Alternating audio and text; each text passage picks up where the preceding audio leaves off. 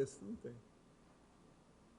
E o melhor da história, eu estou fazendo de tal maneira que eu não estou nem citando muito o processo dos outros verbetes de ProEx. Cada do processo dele para ficar bem claro.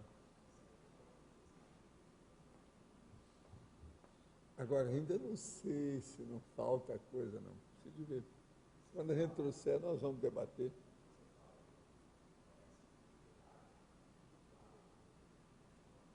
Não, eu falo também em vínculo ProEx oral, já falei nisso. Mas eu não fiz a análise.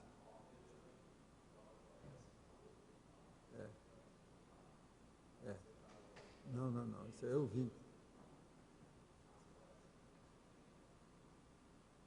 Não é só a mais ProEx. A ProEx sempre também. Todas têm. Você precisa de ver o verbete. Ele é simples, mas direto, bem claro, óbvio, concreto. Agora, o que eu vejo é que eu acho que ainda tem mais itens para colocar lá. De ver com calma. Agora, o que é interessante, está esclarecendo melhor. Nós agora estamos começando a passar o pente fino para ficar certos detalhes que ninguém nunca pensou. Ela pensa que já sabe tudo, né? Com esses verbetes novos agora, vai mostrar, bobeira, esse eu não pensei, opa, escapou.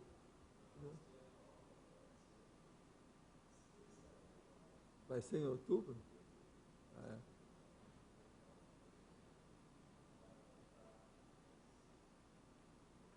Quer dizer que essa vai ser o rehearsal, né, para a prova geral, em dezembro.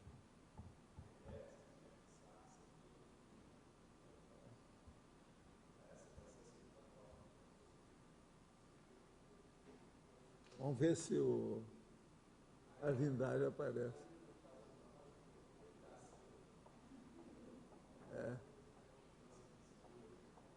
Não, ele é covarde.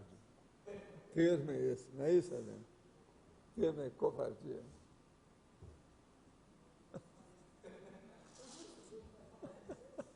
Não, mas é ou não é? O cara que não aparece numa prova, a primeira coisa que todo mundo pensa, ele é covarde.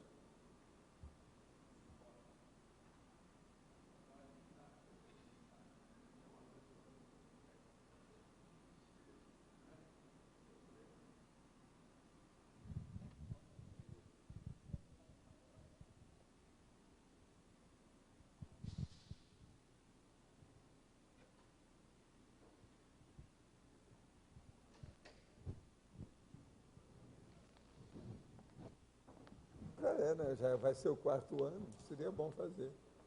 Agora, os covardes, Adriano, não quer dizer que sejam pessoas ruins, não. São inexperientes. São pessoas inexperientes. Por exemplo, uma pessoa está começando a dirigir carro, ela está entrando na automotocracia. Ela anda só na pista dos covardes, que é da direita. Ela nunca vai na esquerda. Então, por exemplo, essa pessoa, ela é ruim? Não. Ela é inexperiente. Não, eu estou mostrando uma coisa lógica. Racionalmente, não tem uma lógica danada que eu estou falando? Arranja um argumento contra aí na sua filosofia toda. Pode pegar desde o Aristóteles até o...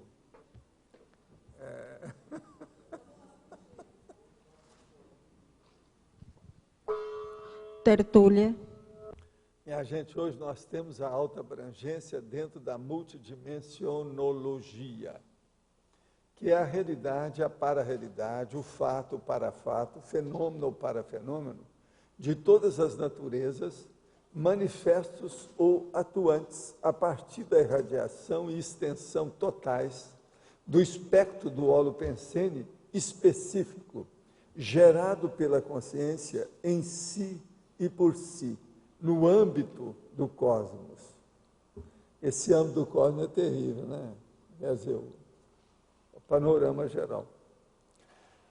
Agora, a consciência na condição de poder irradiador, a alta abrangência da lucidez, o alcance do autodiscernimento, o alto abarcamento da vontade pessoal, as autopotencialidades multifacéticas, a consciência poliédrica, a aplicação razoável de todos os potenciais pessoais, a capacidade do autorrastreamento no universo, o perímetro real dos domínios do próprio ego, a consciência na condição de agente da multissincronicidade, o egão sadio.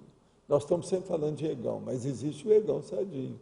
Nesse caso aqui, é aquele ego que se manifesta, por exemplo, de força presencial, de psicosfera extensa, tudo isso é muito importante. Agora, a mediação da geopoliticologia.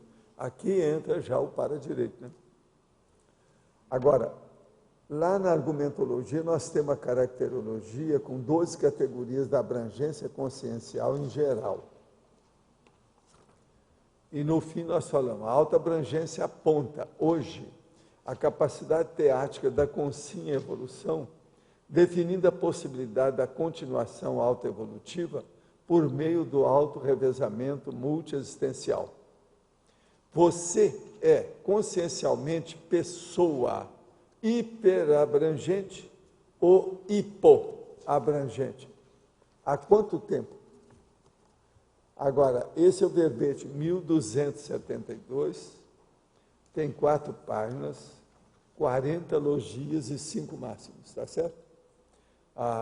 Você pode aumentar, se quiser, as tecas. Faltam só 3. Agora, a abrangência, eu acho que é uma coisa séria para vocês começarem a estudar isso. Aquilo que eu chamo de consciências lúcidas, intermissivista, cognopolita. Porque a abrangência, da agora em diante, nunca mais você vai ser topeira. Não vai dar para ser autista. Não vai dar para ser faroleiro. O seu farol, ele tem que estar no meio da multidão. Vê se me entende. A multidão de micro-minoria, mas ela já é a multitudinária. Entendeu? Uma reação multitudinária. Então, não vai dar mais para vocês ficarem na sua torre de marfim. O curso intermissivo, a primeira coisa que faz é acabar com a torre de marfim. Ele destrói a torre. Isso é a cosmoética destrutiva. Tem lógica? De modo que a alta abrangência é um estudo que vocês não vão achar em qualquer lugar. E, no entanto, muita gente fala o tempo todo nos seus domínios. Meus domínios, o sol nunca se põe, aquela história. No entanto, essa alta abrangência, do jeito que nós estamos falando aqui, ela não é muito estudada. Agora, vocês estão aí para estudar teaticamente esse assunto, para exemplificar teaticamente esse assunto, para ampliar e aprofundar esse assunto. O problema está na mão de vocês. Tem lógica? Mas então vamos em frente. A alta abrangência aqui você está dando enfoque que, vamos dizer assim, uma expansão do holopensene, é isso? É. Agora, basicamente, o que expande a alta abrangência da consciência? Tem energia, holopensene e o próprio... O que expande mais no processo é o holopensene inteiro. Mas não é bem a energia, é o que comanda a energia, que é o PEN. Então, o discernimento, a intencionalidade, aquilo que a pessoa pensa, é que faz a expansão disso aí. Então, por exemplo, na hora que eles falaram, aquela fantasia lá, que o Gandhi tinha a aura dele e até 16 quilômetros de comprimento, de raio, aonde ele estava, 16 quilômetros em torno dele, era o parâmetro. Então, veja, mas aquilo ali não é bem a aura, é a força da influência, da determinação das ideias dele, condicionando a manifestação da energia. Mas esse holopensene... Agora, outra coisa, isso tem que ser o trivial variado dele. Porque, por exemplo, se vem aí uma central extrafísica da verdade, ou uma assistência extrafísica, isso pode ampliar. Então, não é isso. Isso aí seria uma ampliação uma alta abrangência artificiosa, é de fora. Tem que ser só a pura, a da pessoa. Mas o holopensene, vamos dizer, é a causa, as energias, elas vão depois, elas Não, partem elas dessa chegam forma. primeiro, a energia, Elas mas chegam agora o primeiro. processo, tudo é relampagueante na questão do pensene, tanto a energia quanto o pensamento. A manifestação ali, ó, ela é relampagueante, ela é instantânea. Porque o pensene, a energia está junto, então é É. tudo junto, né? Talvez. Mas agora ele exterioriza, né? Uma coisa é você pensar para você, outra coisa é você pensar no cosmos. É esse pensamento, essa pensenização estendida ou distendida, é que é o processo da alta abrangência. Agora tem que ter uma base também mental somática. Isso é meio lógico, a gente está falando muito em lucidez. Eu, às vezes, sinto dentro de mim que a monja está em todo lugar que eu vou. Ela é onipresente. Vocês entendem isso? Não. Por quê? Ela superintende muitas coisas nossas da conscienciologia. Então, ela está presente nisso através do seu holopensene. Hein? Não tem velocidade. Esqueça a vagarosidade ou a rapidez. Aquilo que é da consciência é instantâneo, acabou. Agora, essa instantaneidade é secundária. O problema é o seguinte, a manifestação da consciência é assim. Não interessa se tem velocidade nisso. Isso é um fator, é uma vertente, uma variável. Não tem nada a ver. Entende o que quer dizer? Não?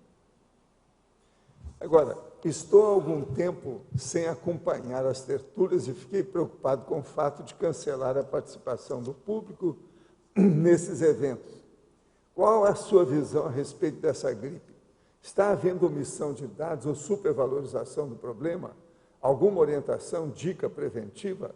Olha, nós estamos falando em gripe desde que apareceu e eu falei que o negócio é mais sério do que estão falando. O que está havendo aí, não há supervalorização do problema, não. Eu acho que é daí para mais. Precisa de tomar atitude com isso aí. O problema é o seguinte, o povo está morrendo. De ontem para hoje já houve mais notificação de algumas pessoas.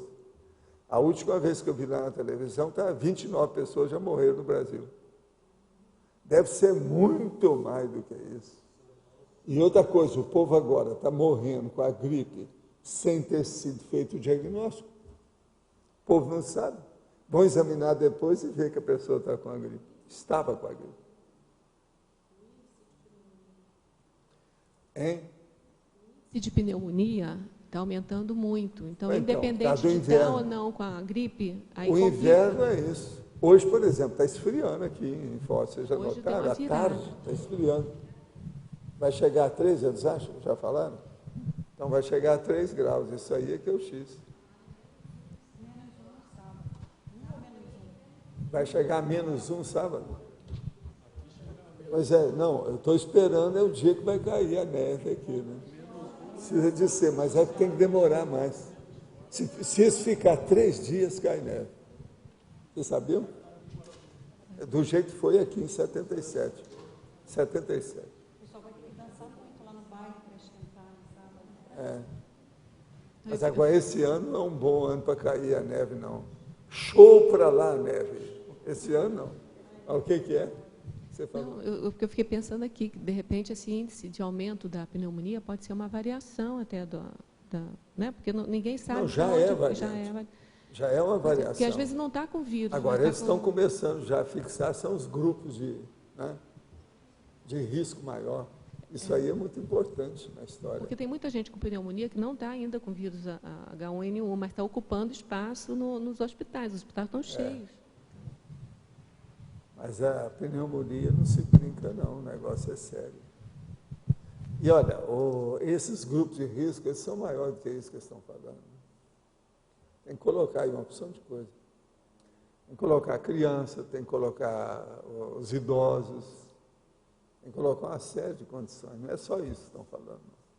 Agora, não acho que está havendo omissão de dados agora, não. Parece que eles estão falando tudo. O problema é que a infraestrutura estatística dos dados é frágil. Nós ainda não temos. Essa é a primeira pandemia que o Brasil está enfrentando isso para valer. Nunca se enfrentou isso tecnicamente de acordo com a medicina atual. Com toda a tecnologia médica. É a primeira vez. Agora aqui, de modo que essa situação toda, seria bom você ver essas orientações através do que está escrito. Nós temos lá na entrada um quadro. Era o caso de trazer aquele quadro e mostrar aqui na Câmara, né? Tudo que tem lá. Tem um quadro lá na entrada do tertuliário. Vocês viram hoje? É. Minha mãe tem os 2 pés na baratrosfera. Quer dizer, então, se ela está... Então, como é que fica isso? Se devia aumentar o soma dela. Minha esposa passa pela mesma situação em relação à mãe dela, que também vibra no nível da baratrosfera. Quer dizer, ele está colocando a pré-kundalini da mãe. Não é isso? Um dia minha esposa exclamou, até hoje não entendo como sair dali, sou tão diferente. Foi aí que eu perguntei a ela, você sabe como você era há 1000 ou 2000 anos? É fácil deduzir numa situação dessa que quem tem culpa no cartório são os filhos. Negócio sério isso aqui, né? Agora, ó, as Conréus estão se chegando. No gibi, antigamente, havia as histórias em quadrinho que falava assim, a Marinha vem aí. A Marinha está chegando. Então, agora nós podemos falar, né? As Conréus estão chegando, viu? E as chuvas chegaram, quer dizer, e as Conréus chegaram, não é isso? Onde poderia encontrar material publicado sobre sexo e sacralidade, assunto da folha da avaliação número 12 do Conscienciograma? Olha, seria bom você ver alguma coisa sobre sexo mais sério, tem os 700 experimentos, tem vários experimentos. E tem também o dupla evolutiva, manual da dupla evolutiva, pode esclarecer também uma opção de coisa nesse sentido. Agora, eu já escrevi muito sobre isso, outros artigos, uma série de coisas, mas isso está espalhado, é disperso. Na fatologia, na antepenúltima linha, tem os limites reais da força presencial.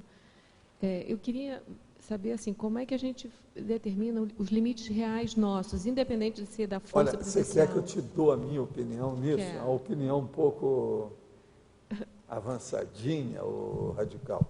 Radical, pode ser. Eu, por exemplo, eu cheguei à conclusão do meu processo de força presencial e a minha manifestação de alta abrangência pelo problema de assistir os outros 24 horas por dia. Eu estou achando tão esquisito, por exemplo, nós não estamos agora com um curso aí. Essa madrugada e a madrugada de ontem, eu trabalhei 5 vezes com processo de energia, com CX, que estou certo. Eu nem perguntei o que é, eu nem estou sabendo o que está se passando. Mas parece que está havendo alguma coisa muito séria por aí. Que eu não sei o quê. Isso não é normal. Se tivesse curso aqui, já seria uma saída, mas é que nós estamos mais isolados. Essa alta abrangência, eu estou com o alto restringimento, atualmente, devido a essa situação. Eu saio da minha casa até o tertuliário e saio do tertuliário até a minha casa, atualmente, hoje, a partir de hoje. Estou só nessa. Não, restringimento intrafísico, Entende? né? Mas, a cadela lá, a Bela, está andando mais do que eu. Intrafísico, que eu estou falando. Agora, extrafisicamente, por que isso? Eu não sei. Tive que parar várias vezes o meu trabalho essa madrugada. Agora, a hora que eu vejo também, eles despacham tudo, né? Limpam tudo. É igualzinho a barbearia que não deixou cabelo nenhum no chão. Sabe como é que é? Chupou tudo, houve aspiração de tudo, não pôs nada. E eu falo assim, então daqui a pouco vem mais. Passa meia hora, está lá tudo de novo.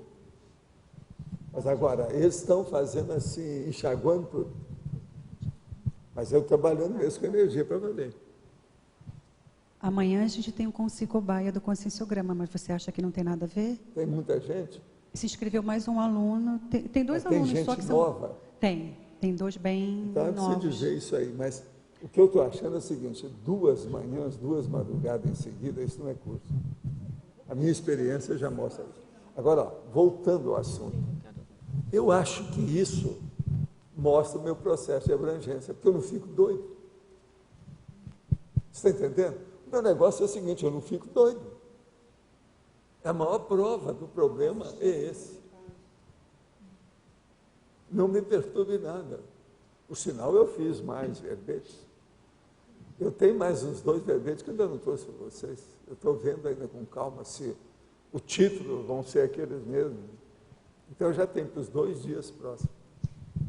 Só para não assustar o passarinho. Você está entendendo? Essa questão de falar que a gente tem que ficar dentro do próprio limite de alcance da gente, isso não funciona, porque a demanda vem de fora. Funciona né? assim. Como é que a gente se... Pelo seguinte, você não pode fazer uma alta abrangência fazendo invasão das outras consciências, do território alheio. É isso que você não pensou. Eu não pensei nisso. A alta abrangência ela é cosmoética aqui no caso. O que interessa é isso. Agora, eu coloquei no neutro devido isso. Porque tem as pessoas que vão fazer uma alta abrangência. Não invadir. Esse domínio é meu, sol não se põe. É a turma aí do feudalismo, não é isso? Eu não estou vendo ninguém aqui hoje, não. Está certo, mas é a turma. Em relação aos autodesafios, dos desafios autoimpostos para a gente avançar os limites pessoais. Isso é válido, né? Isso é válido. Porque senão você vai por baixo, né? Não, e não é só válido, é inteligente, né? É burro se não fizer isso, né? Tá, entendi. O problema todo é esse. A questão dessa alta abrangência também, quando você fala, né, que o serenão, a jurisprudência dele é continental, né? Isso é bem um exemplo. Eu já falo tudo de propósito. Já é a questão da autoabrangência por exemplo, na atuação. Né? Qual seria a abrangência, quer dizer, o parâmetro ou o perímetro de influência do evoluciólogo? Tem evoluciólogo que deve pegar, por exemplo, uma região inteira, um país inteiro, um estado jurisdição, inteiro. Né? A jurisprudência é uma jurisdição. Está entendendo? Então, aí eu, dá por pra exemplo, eu desconfio que naquela reunião que teve em Monte Carmelo há muitos anos, porque aquilo aconteceu fora do meu corpo, lá em Monte Carmelo, quando eu morava já no Rio. Agora, eu acho que um homem que apareceu lá, entendeu? Ele já devia de ser evoluciólogo. No entanto, aquele homem morou lá na área de Monte Carmelo. Porque todo mundo que estava lá, que compareceu, tinha outras consciências além de mim. Mas estavam longe, que não estava lá mais. Mas a maioria era consciência, que apareceu de noite, sabe, de madrugada lá. Agora, aquele homem devia de ser evoluciólogo da área. Entende? Por exemplo, aquele meu amigo de 2 metros de altura e 1 de largura lá de Itacoatiara, ele está caminhando para quê? Bom, no mínimo aquela desenvoltura dele, extrafísica, eu vou lá e durmo. De noite ele vem, me acessa com a maior facilidade, eu sinto as energias enormes, e ele todo assim, camufloso. O que é o camufloso que eu chamo? Ele chegou meio amorenado, grandão, queimado de sol, roupa tipo operário. Você está entendendo como é que é? Mas uma desenvoltura, você está entendendo a performance do homem? Eu encontrei com ele depois, fora do corpo. Porque lá em Itacoatiara, naquela ocasião, havia uma série de instituições, né, que o povo metia, em matéria de processo de parapsiquismo, tinha até sessões de desobsessão lá e tal. Uma vez quiseram até me levar nessa sessão, fisicamente, que eu estou falando. Então, essa pessoa, está entendendo, de Monte Carmelo, devia de ser. Lá em Itacoatiara, esse homem, devia de ser. Ele está caminhando para isso. Por exemplo, até que ponto que ele não está com o pé na evoluciologia? Você está entendendo o que eu quero dizer? Então, por exemplo, eu acho que os evoluciólogos, eles devem começar a se manifestar dentro de universo assim reduzido, que pode ser uma comarca, um município, um distrito, um estado, uma região, entende? Um rincão específico, um vale. E ali ele sabe tudo o que quer que se passe, como é que é. Tem lógica isso que eu estou falando para vocês? Que isso aí não tem parte nenhuma. Onde é que a gente vai estudar isso? Agora, a gente tem que fazer suposições, não tem jeito. Hein? Pois é. Não, é o início do princípio do começo. Aquilo que eu chamo. Fase inicial do evolução. Agora, então, por aí, a gente vai ver, Arlindário, o processo aí. A situação da expansão. Entende? Agora, eu vejo, por exemplo, na política, isso deve influir demais. Raramente é capaz de um evoluciólogo ter se tornado evoluciólogo sem ter sido político antes. Ele sempre foi político, filho do processo sociológico. É isso? Agora, a própria política, vem, essa noção de abrangência aparece bem, né? A questão do nível do vereador, do deputado estadual. Não, a hierarquia tem tudo. Do deputado federal. Nós não podemos esquecer nunca da hierarquia. A hierarquia evolutiva, a eclesiástica, a monárquica, a militar, na própria sociedade. A hora que o povo cria a classe A, B, C, D, da hierarquia. Isso não tem jeito. Agora, o que é feio, que não vale, são os intocáveis, por exemplo, o problema da segregação, do estilo, por exemplo, lá da Índia. Isso aí é que está tudo errado, as castas. Isso aí não dá. Agora, a casta está sempre mexendo com genealogia, com racismo e com a heráldica. O problema todo ruim é a heráldica. É aquilo que a gente estava falando aqui ontem, anteontem. Os problemas do cavalo, do escudo do cara. Está entendendo? Até um certo ponto, por exemplo, o ex-libris dos livros era um negócio tipo heráldica. Eu sempre achei isso. Está entendendo? É a logo. Professor Valdo, essa mediação da geopoliticologia que o senhor inseriu aqui, qual que é a ideia? Que no caso é a CONFIN mais avançada? São jurisconsultos. Os jurisconsultos. Presta atenção. Mas na prática, na intrafisicologia, na prática... Na prática o negócio é terrível. Mas o senhor acha que já dá para entrar nesse nível de autoabrangência mais avançado? Já dá, mas a maioria se perde. Eu vou ler uma coisa aqui, esse livro aqui que eu estou lendo aqui. Você está falando uma coisa que vale a pena ver, uma coisinha que eu acabei de ler aqui há alguns minutos aí.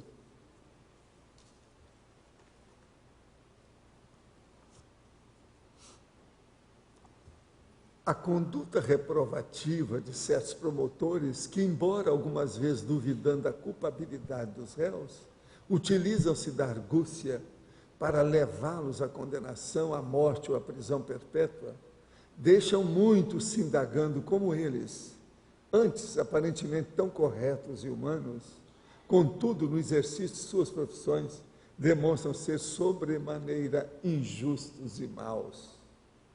E mais nos surpreendem em sabendo-se ser semelhante caso extensivo a todos aqueles cujos êxitos em suas profissões estão na razão direta da desgraça de outrem. E com justeza censuram esses procedimentos desumanos, esquecendo-se todavia, ou não se conscientizando, que eles próprios conduzir-se-iam do mesmo modo nas condições em que se encontram grande parte de profissionais que necessitam do sacrifício de outrem para elevar-se. E não devemos considerar cinismo se ouvirmos de alguém, já na velhice, que durante toda a sua vida outra coisa não fez senão servir a nação, a comunidade. Não é terrível isso aqui? De lógica. Vocês entenderam bem a lógica do homem? Esse cara é uma cabeça. É o Vasconcelos. É livro lá dos seus. Como a mente humana produz ideias. J. Vasconcelos, é da livraria Escuta. Uma hora, se você puder, você tem o catálogo dessa livraria? Se você puder, arranja para mim o catálogo. Tem umas coisas esquisitas aqui, nas listagens deles. É um monte de livro que eu não conheço. Outra coisa, esse livro, eles são muito sérios. No fim aqui, ó, tem uma coisa que é raríssima. Somos nós que fazemos, é a segunda editora que eu vejo que faz isso. Ela coloca o título, projeto, papel, depois tiragem, 1000. Isso é muito raro. O povo dá tiragem, eles não dão. Esse aqui eles deram. E outra coisa, a edição aqui, by author. Está escrito aqui. Agora, veja, tem lógica aí o que o nosso amigo está falando? Tem uma lógica danada. Agora, veja, eu estava querendo, era justamente ver se ele estava falando alguma coisa nesse sentido. Isso aqui eu quero fazer um verbete sobre esse assunto. E esse aqui veio a calhar para mim, o verbete. Entende? Eu posso até citar esse livro dele, mas eu vou acabar de ler o livro para ver o que é que tem mais, como é que é. É esse que escreveu sobre a Enerd. Enerd parece esse negócio dos nerds, mas não tem nada a ver com isso. É a energia de defesa. É outra coisa que ele está apresentando. O cara não é bobo, não. Ele estuda. E tem muita racionalidade, uma opção de coisa. Agora aqui, quando eu tinha cerca de 5, 6 anos de idade, minha mãe reuniu as 3 filhas para dar a notícia da morte do meu tio, que era irmão dela. Ela estava muito abatida com o episódio. Eu gostava muito do meu tio, mas não senti absolutamente nada com a notícia, e nem nos dias que se seguiram. Fiquei muito intrigada com isso. Eu poderia estar encapsulada naquele momento? Se não, como pode se explicar? Seria por causa da minha idade? Olha, o mais correto é a idade, né? Tem criança que não tem noção. Processo, o que é a morte? O que é o desaparecimento? Porque tem criança que pensa, não, a pessoa viajou, pode ser que amanhã ela volte. Então, a morte para elas é uma espécie de viagem. Então, isso aí, para mim, o mais não estava encapsulada, não. O problema é a idade mesmo. Quando você falou lá da presença da monja, você podia aprofundar mais? Que é uma presença real. Eu vejo o seguinte, com os meus negócios de ter enumerador, amparadores, OFIEX, centrais extrafísica, movimentação de energia sem parar, esse negócio todo, eu percebo as energias e o povo da monja funcionando na maioria das minhas coisas quando o negócio é mais sério. Se eu vou mexer na conscienciologia, um negócio novo, mais sério, grave, oportuno, ou qualquer coisa assim, eu noto que é como se ela estivesse presente. Tem um negócio que chama pálio. Você sabe o que é pálio? O pálio, não estou falando nada de carro, não. Pálio. Pálio é como se tivesse um manto de proteção. Por exemplo, existem vários palhos. Por exemplo, pode ter um palho na floresta que fez um túnel verde para o carro passar. Tá certo? Pode ter um palho, por exemplo, em cima da sua cama, aquele tipo de... a cama de casal da monarquia. Aquela, por exemplo, que tem naquele hotel lá da Aracê, que eu e a Graça ficamos lá. É o Van Gogh, que tem várias suítes. A suíte Van Gogh, que fica lá em cima, que você vê lá de cima do negócio, coisa estranha. E é o seguinte, um quarto enorme com aquele negócio, com dossel em cima, etc., que é o pálio. Tudo fechado. Você mexe lá, fecha, você fica lá dentro. Então faz um quartinho da cama. Você está entendendo como é que é? Isso é o clássico da monarquia e do feudalismo. Agora, esse nosso amigo lá do hotel, ele copiou tudo da Itália. Então tem vários várias suítes desse tipo. Quando a gente ia lá, eles davam a gente a maior suíte que tinha, porque o hotel não tinha muita gente. A Graça gostava muito de ver o hotel, porque tinha uma opção de bicho embaixo, uma opção de coisa perto, que é no meio do mato, né? Grandão.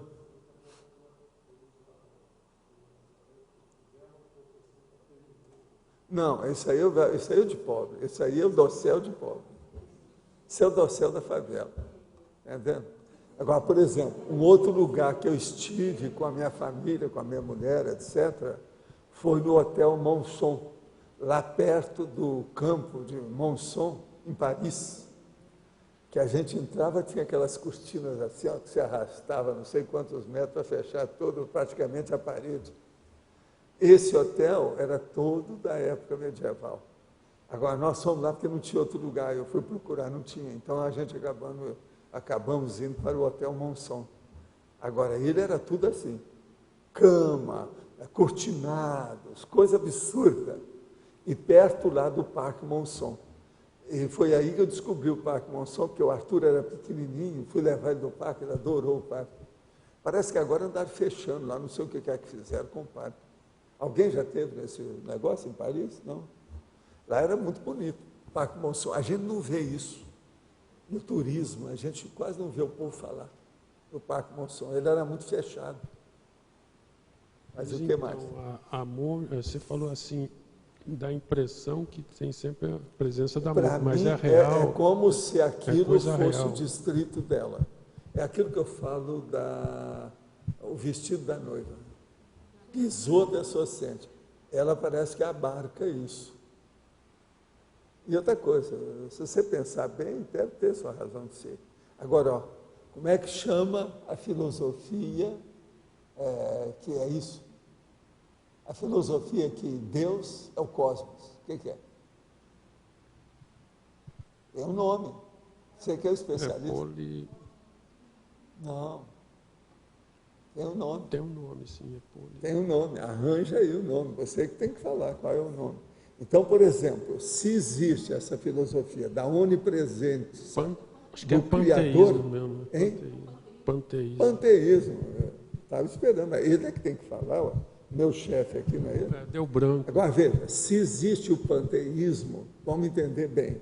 Pan quer dizer tudo, é o rolo, é o integral, é o mega. Então, veja, se existe o panteísmo, essa ideia, vamos pensar então, por exemplo, o panteísmo aplicado à consciência livre seria uma galáxia. Aplicado ao serenão seria um continente. Aplicado à evolução seria um país, por exemplo, uma região. Você está entendendo o que eu quero dizer? Então, se nós pensarmos nisso, isso da monja superentender e ter a presença dela fixada na área da conscienciologia é pequeno, é pouco. É pouco se ela mexe com um continente. Agora, se você for pensar que nós trabalhamos com 72 países, aí o negócio já endureceu, já piorou. Aí é diferente. À medida que vai evoluindo, vai abrangendo cada vez mais. Consciência livre, depois além. Né? Vai fazendo, a abrangência se expande. Aí chega numa mateologia que tem gente que vai abranger tudo, sei lá. Pois é, mas isso aqui é o negócio do panteísmo. Agora, será que tem alguma... Baseado na questão do panteísmo, isso aí já inspirou muita gente, principalmente na arte sequencial, lá no quadrinhologia, nos quadrinhos, nos comics, gibis.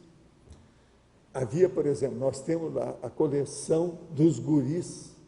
Na coleção dos guris tem uma parte de 15 em 15 dias que era de ficção científica. Então havia o planeta que era uma pessoa, um bicho. Ele era o planeta, ele se enrolava igual o gato, virava uma bola, então ele estava lá, no espaço sideral. De vez em quando, um despertava e ia brigar com outro planeta, entendendo? Então o cara mostra aquilo como sendo vivo, o planeta vivo. Isso aqui é o panteísmo clássico. Agora, lá nas coleções do guri, sabe, o guri era, vamos dizer, quinzenário. Então lá tem uma parte que é da floresta, que é o country, que é o rural, e tem a outra parte que é da ficção científica, que é a tecnologia, o espaço sideral, etc. Tal. Ali tem esses bichos. Então, ia o herói e pegava aquele planeta pessoal, individual, e segurava o cara. Você está entendendo? O planeta inteiro. É isso que é a ideia da imaginação do camarada do panteísmo. Agora, então, nessa questão da alta abrangência, eu desejo que vocês dominem o mais depressa possível o continente inteiro, tá certo? Tá bom? É isso que eu quero. que vocês comecem a pensar nisso.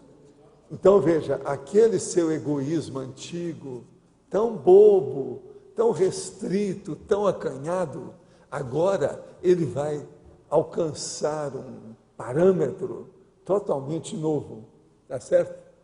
Eu não sei, eu acho que o melhor é falar com o Arlindário, né? É o melhor aqui para a gente explicar isso.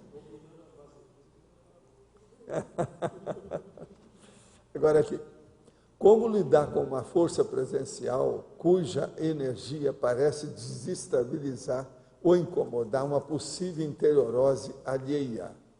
Isso pode acontecer de fato ou é um erro de percepção? Olha, do jeito que eu pude entender aqui, isso pode acontecer sim. Uma pessoa que tem força presencial, ela pode atuar em cima dos outros. Se a pessoa é mais fraca, tudo isso pode ocorrer. De modo que pode haver sim interiorose, fixar a pessoa, fazer lavagem cerebral. Tudo isso depende das pessoas suscetíveis, né, impressionáveis. Em antagonismologia, o antagonismo nível normal de realização e o subnível de realidade. Poderia ampliar o assunto dentro do contexto do verbete de hoje? O caso é o seguinte: nível normal de realização é aquele que você faz aparentemente usando todos os seus potenciais que você conhece e que você já emprega. Agora, o subnível da realidade é aquela pessoa que ela é hedonista, boa vida, vamos dizer, da sombra e água fresca, tem preguiça mental, empurra com a barriga, ela então fica em subnível perante a realidade, porque ela não aplica os potenciais que ela tem. Falando na Apex, seria a pessoa que não sabe distribuir o recebimento, tá certo? Daquilo que ela recebeu para a programação existencial. Na condição de carmelitano, poderia explicar-me sobre essa reunião em Monte Carmelo e qual a relação desse evoluciólogo com a região? Olha, o problema todo é o seguinte, quem está perguntando é uma pessoa que nasceu lá. O caso é o seguinte, havia lá uma casa perto da praça principal, que eu estou falando que é a Praça do Fórum, a praça do grupo escolar. E essa reunião foi feita aonde tinha uma sorveteria na esquina da praça. Avenida Olegário Maciel, a esquina com a praça do Fórum. Agora, o que se passa? Ali apareceram pessoas de todo tipo que vieram ver as coordenadas históricas do município, desde que ele foi criado até o que ia acontecer. E eles queriam ajudar o ambiente da cidade. Agora, uma coisa muito interessante é que a consequência disso que eu vi lá depois, que quando eu fui a Monte Carmelo, depois dessa experiência fora do corpo, isso foi alguns anos depois, o povo vinha daquelas cidades todas para tomar sopa em Minas Gerais, lá da área de Minas Gerais, etc., até de Goiás, eles se mudaram para Monte Carmelo por causa da sopa que eles distribuíam. Havia, na ocasião, 5 locais que distribuíam sopa o ano inteiro. Então, as pessoas tinham um jeito de sobreviver sem muita coisa. Então, começou a juntar, sabe, gente de fora. Agora, veja, eu não sei até que ponto que isso foi influência dessa reunião, mas é bem possível. Agora, esse que eu suspeitei, eu desconfiei que ele pudesse ser um evoluciólogo, ele conhecia tudo sobre o assunto. Quando falava de alguma coisa, ele reportava aquilo como se ele tivesse vivido as gerações desde o século XVIII naquela área.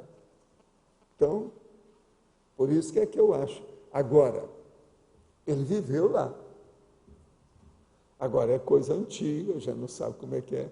Agora, vários nomes daqueles antigos, que são pessoas veneradas na área lá, estavam nessa reunião.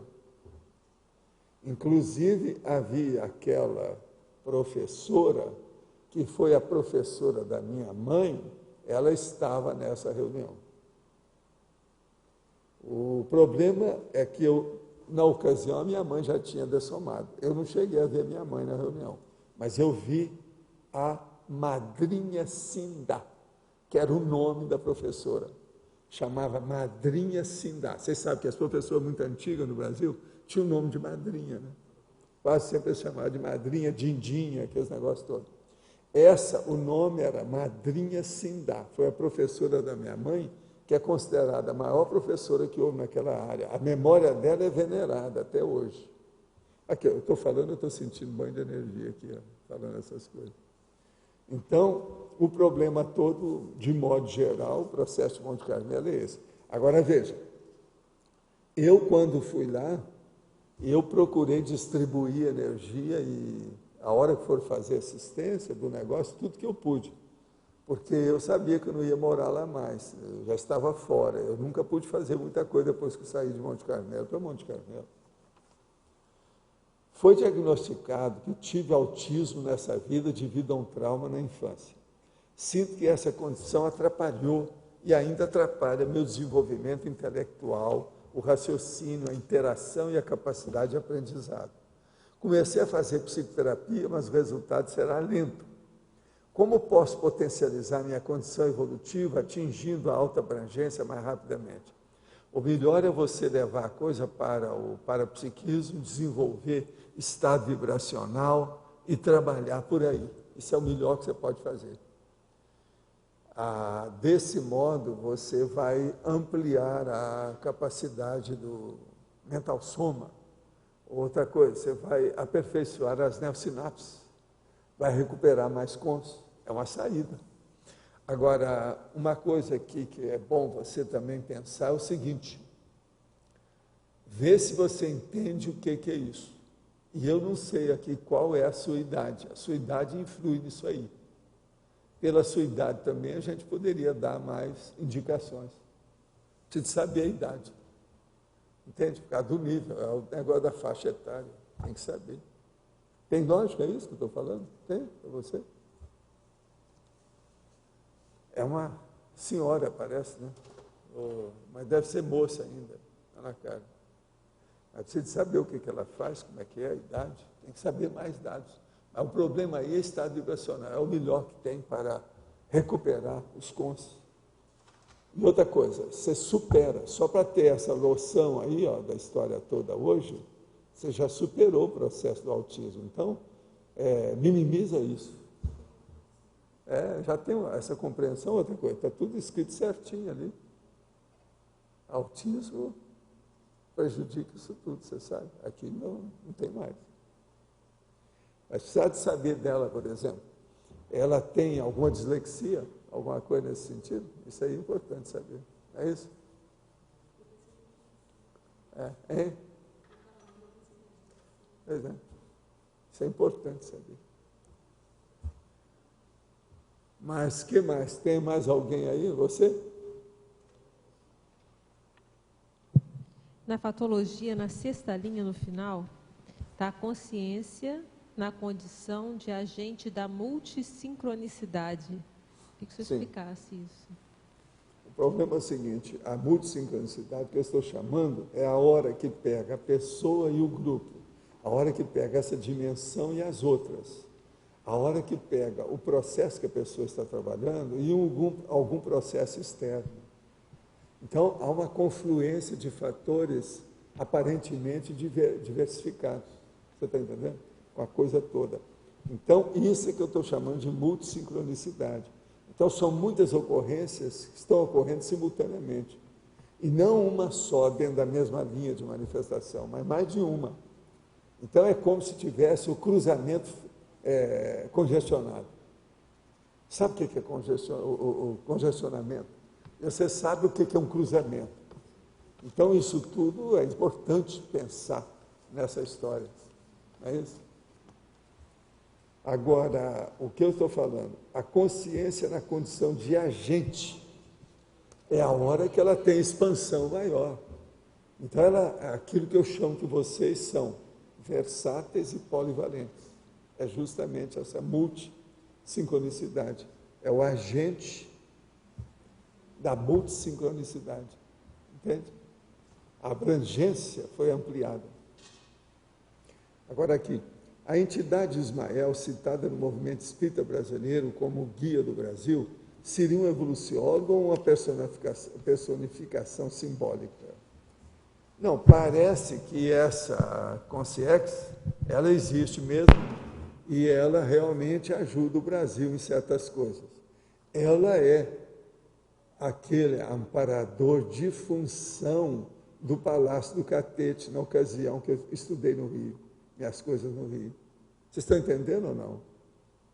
É o amparador de função do Catete. Entende? Agora, eu fui estudar isso e na época que o Getúlio cometeu suicídio lá, eu fui lá para ver, eu estive no Palácio do Catete, que a minha tia morava lá perto. Sabe como é que é? Ismael. Ismael é muito falado na federação, isso é antigo, isso vem do século XIX. Isso aí é antigo. Foi quem morreu, mas agora o Ismael é do século XIX. No livro Mecanismo da Mediunidade, feito junto com Chico Xavier, o senhor se lembra quais os capítulos escritos pelo senhor? Sim. O senhor já está tudo escrito lá, é só ver que bobagem é essa. O senhor já teve contato com o Chico depois que ele dessomou? Também já. Ele esteve aqui antes do Emmanuel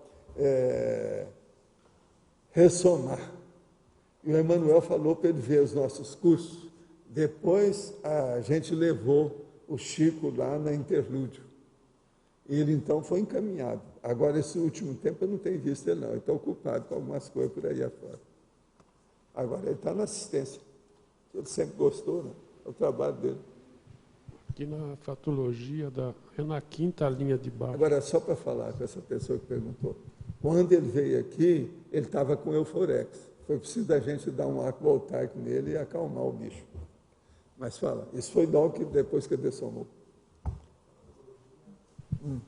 Quinta linha de baixo para cima, aí você fala em volição homeostática, né? É lógico que a volição ela pode aumentar a autoabrangência, mas vamos dizer, ela imediatamente ela pode já provocar uma... Onde é que está isso aqui, que eu não sei? Na quinta de baixo para cima, a volição homeostática. A volição homeostática, sim. O que você quer? Ela, de forma assim imediata, ela pode provocar uma autoabrangência? Né? Porque... Não, a autoabrangência, ela existe sempre, está ali. Quer dizer, mas ela não se manifesta. Para manifestar, é a vontade da pessoa que faz isso, é a volição. A volição, ela... Se a pessoa já adquiriu aquilo, não tem jeito de desadquirir. Vê se me entende.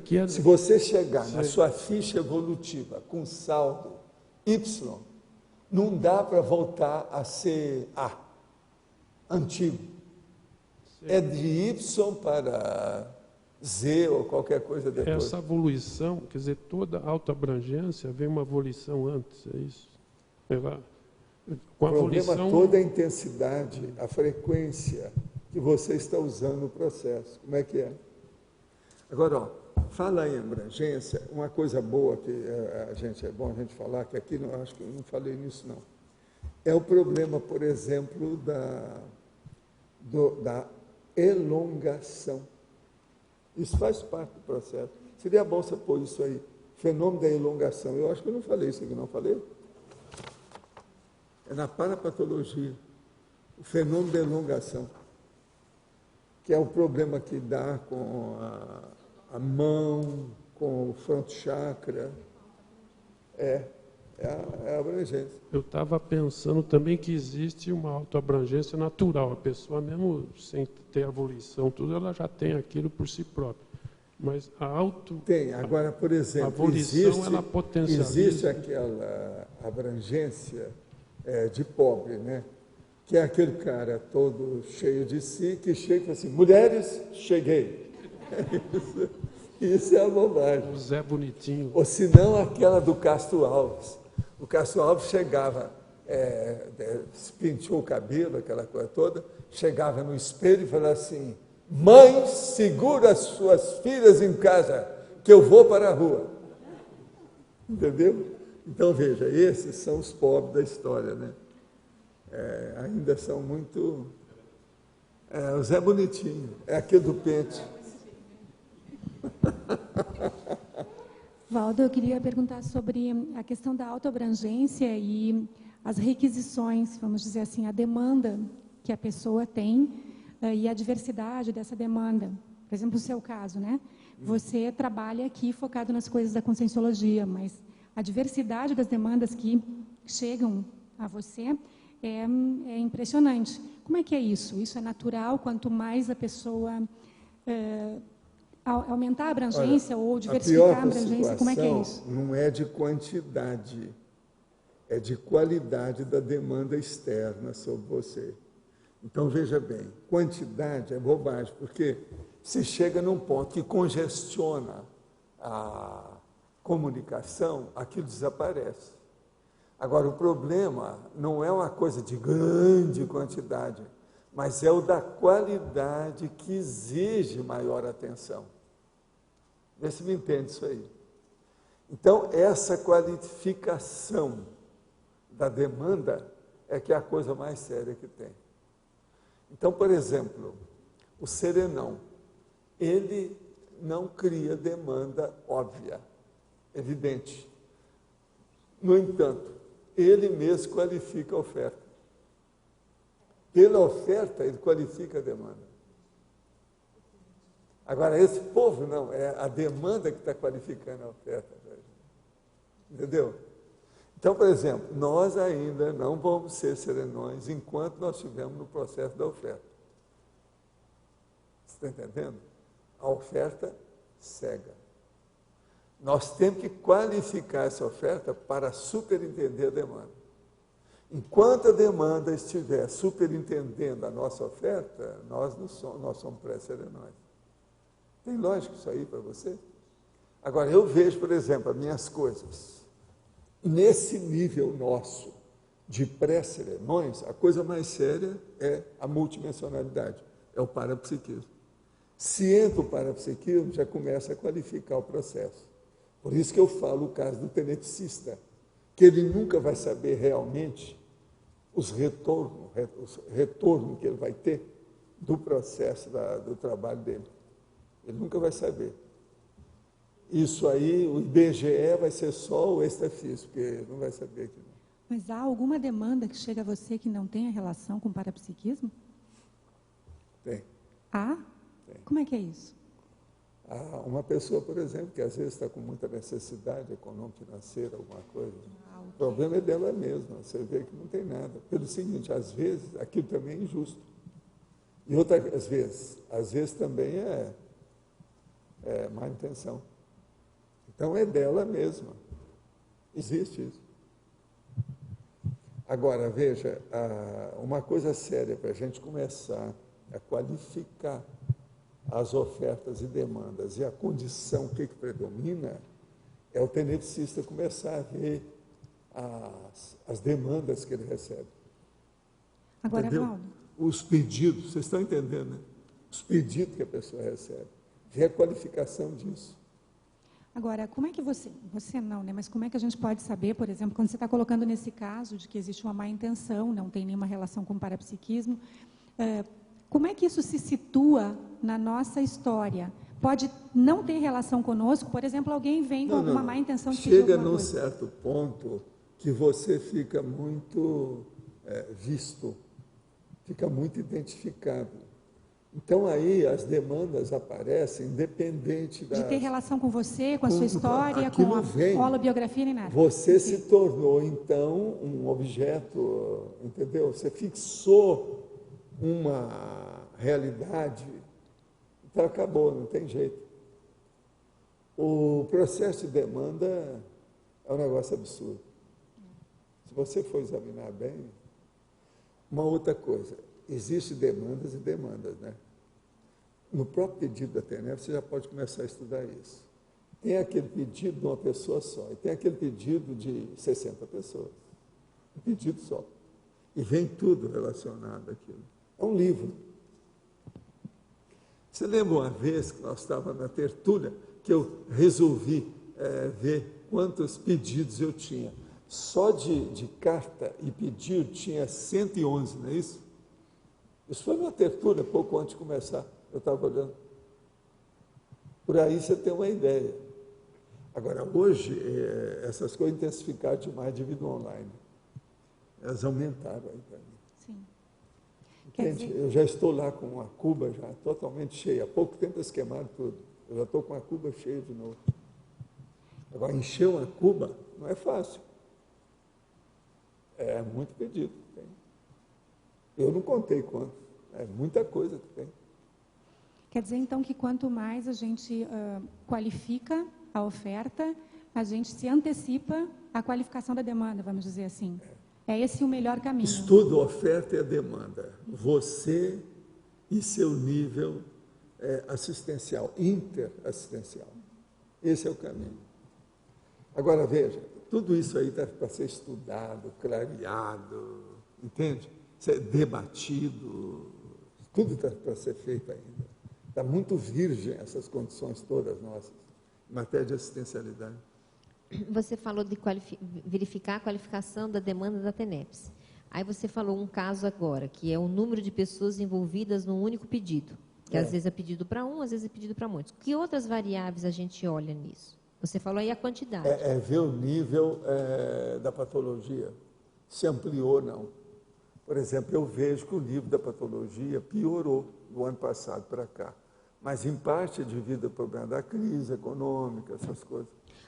Como é que você mensura se o nível piorou? Quando já não é consciencial, não é só somática? É a hora que as coisas escabrosas se ampliam. Os casos, os fatos escabrosos, pior do que Medical Detectives, Law and Order, Monk e Cross Jordan. Juntou tudo, o negócio está superior àquilo. Eu sou capaz de fazer tramas diárias sobre aquilo, se eles quiserem, tudo. É lógico que não vai ter esse caso igual o do rapaz, o pedófilo que matou a mulher, não é isso. Isso aí não chega a isso, mas chega bem perto. Entende? Agora, como é que fica a questão do atendimento dessas demandas? Então, vamos supor, dependendo da pessoa, tem determinados tipos de demanda que chega a ela, né? Se ela tem determinada situação ou condição que pode ajudar mais naquele sentido, mas tem que ter um discernimento para isso, ou o atendimento tem que ter assim, muito toda demanda que chegou... porque isso não pode ser discricionário, de qualquer maneira. Tudo tem que ser ponderado e ver o que é, porque senão você se acumplicia com a coisa errada. Agora, você percebe que você não acompliciou, ou não se acompliciou, ou não é comparsa da situação, você conseguiu sair bem, se a assistência continua. Se houver muita interferência de assédio em cima de você, mostra que houve uma cincada, você cometeu algum erro. Algum equívoco aconteceu. Você caiu numa tabu. Agora, eu, por exemplo, esses anos todos da minha vida, faz 50 anos que eu olho isso tudo. Agora, por exemplo, eu estou sendo muito assediado esses dias. Mas veja, isso não tem nada a ver comigo. Eu tiro assim com a mão. Ó. Entendeu? Agora, se a pessoa tem condições e aí ela não atende aquela demanda, aí já é uma negligência... Ficou ali como Agora, por exemplo, quando as coisas acontecem demais, pode acontecer até que eles tragam, por exemplo, alguma consciência para ficar com a gente, uma temporadinha maior, para fazer um impacto maior junto com outros, que às vezes é um líder de um grupo. Isso tudo acontece. Por exemplo, esses dias agora dessa semana ainda não teve nada disso. Se isso acontece, de ficar algumas horas comigo, por exemplo, de noite, independente do processo da OFIEX, entendeu? Aí eu preciso de abrir o olho. Então, eu tenho que me dedicar mais àquilo, etc. Tal. São esses trabalhos extras de interferência que eu tenho. Por exemplo, o que é que interfere, que trava o meu trabalho de redação de verbete? Eu tenho uma listagem disso. Eu tenho tudo isso marcado. Aquilo é prioritário, é superior ao que eu estou fazendo. Por causa do processo. Se eles trouxeram, eu tenho que dar da minha parte. Eu sou a mini peça que tem que trabalhar. Como é que você faz essa distinção de prioridade no atendimento? Por exemplo, se a coisa é séria, tudo isso que demanda da parte dos amparadores, eu ponho em primeiro lugar. Então, o que eu estou fazendo fica secundário. Não interessa se eu estou redigindo, se estou digitando, se estou fazendo isso, estou fazendo aquilo, não interessa nada. Isso tudo para. Entende? Pelo amparo. Uma força maior se levanta. Aquilo tem que predominar. Agora, eu vejo isso o tempo todo. Agora, o problema é o seguinte, pensa bem. Depois de muitos anos você sendo assim, o que você pensar já aconteceu. Não há coisa nova. Vocês estão entendendo? Tudo, todos os precedentes, você já sabe conviver com eles. É muito raro acontecer. Agora, o problema é bacana, que a hora que começa a acontecer certas coisas, você entra naquele viés para estudar uma coisa que você ainda não estudou. Aí vale a pena. Você entende? Tem muita coisa, por exemplo, desses temas dos verbetes, isso tudo foi vivência minha, um processo meu, tudo passou por mim. Tudo eu suei sangue para chegar nisso. Agora, como diz lá o autor, que eu estava lendo lá em casa ontem, ele suou sangue, sangue, sangue, sangue. Ele colocou 3 vezes a palavra sangue, para mostrar que suou sangue. Eu sempre falei o negócio de suar sangue, mas nunca usei isso 3 vezes. Eu falei assim, coitado, esse aí foi o sangue dele, é bravo. Ele ficou exsangue, quer dizer, acabou com o sangue dele. Não sobrou nada. Esse é o cara que está falando dele mesmo. Por sinal, o Arthur, o nosso amigo Arthur, me mandou um livro, não é o meu filho, não, é aquele senhor, me mandou um livro sobre o povo que morreu, quer dizer, gente que morreu, do New York Times. Tem só biografias dos obituários do New York Times. É interessante. Eu achei umas 3 coisas interessantes no livro. Tem uma que eu vou mostrar até para a Graça. Ele está falando o homem que era dos gatos, e está falando da McIntosh, aquela dona grandona, uma cabeça que fazia lá. Pela primeira vez eu vi falando dela como é que ela era, que ela era pesquisadora independente. Foi essa que uma vez eu quis explicar para o Antônio, mas ele não sabia o que era a história. Não, ela fez uma opção de coisa, mas lá está falando o obituário dela e tem um artigo que eles fizeram depois do obituário que está no livro. É muito interessante. Uma hora, talvez, era o caso até de eu trazer para mostrar para vocês. Eu acabei de ver o livro ontem. Eu vi ele assim, sentada quase.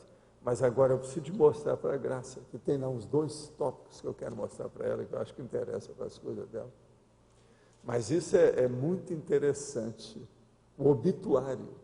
Fizeram o livro só dos obituários do New York Times. Agora, tem gente, por exemplo, o Keane, o Keane do Paradigma, ele está lá. Era só pessoas que eles consideravam como secundárias. Não são pessoas de alta expressão, mas que fizeram alguma coisa com pessoas secundárias.